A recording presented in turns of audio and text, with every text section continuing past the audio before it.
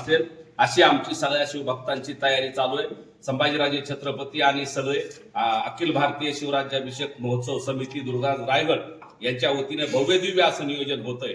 आणि या अनुषंगाने मला आपल्याला सांगायचंय की महाराष्ट्र सरकारनं जशी अहिल्याबाईंच्या जन्मस्थळी जशी एक कॅबिनेटची बैठक घेतली, तशा पद्धतीची कॅबिनेटची बैठक दुर्गाराज रायगडावर घेतली तर स्वराज्याची राजधानी असलेल्या रायगडावरून महाराजांनी जे काम केलं, महाराजांनी जशा पद्धतीनं रयतेचं राज्य केलं त्याच पद्धतीचं राज्य करण्यासाठी राज्य सरकारला नक्की प्रेरणा मिळेल। त्यामुळे राज्य सरकारनं कॅबिनेटची बैठक तिथं घ्यावी, जनतेच्या हिताचे निर्णय तिथं घ्यावेत। रायगड परिसराचा प्राधिकरणाचा विकास, परिसराचा विकास आणि किल्ल्याचं जे काही संवर्धन होणं गरजेचं आहे ते सुद्धा या प्रसंगी होणं गरजेचं आहे।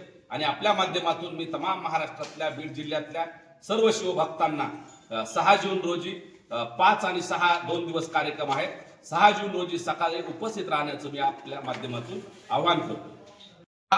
6 जूनचा युवराज संभाजीराजे छत्रपती यांच्या मार्गदर्शनाखाली होत असतो आणि दुर्गाराज रायगडाची जी शिवराज्याभिषेक सोहळा समिती आहे त्याच्या वतीनं याचं आयोजन केलं जातं। गेल्या अनेक वर्षापासून हा सोहळा तिथं होतोय आणि यासाठी विशेष निमंत्रित वेगवेगळ्या देशाचे राजदूत असतात, बाहेर देशातले काही मान्यवर व्यक्ती इथे येत असतात आणि आपल्या राज्य आणि देशातले सुद्धा मान्यवरांना संभाजीराजे बोलवत असतात। त्यामुळं मान्यवरांचे नावं जरी आज सांगता आले नाही तरी वेगवेगळ्या क्षेत्रातले सर्व मान्यवर तिथं येणार आहेत आणि विशेषतः शिवभक्त येणार आहेत।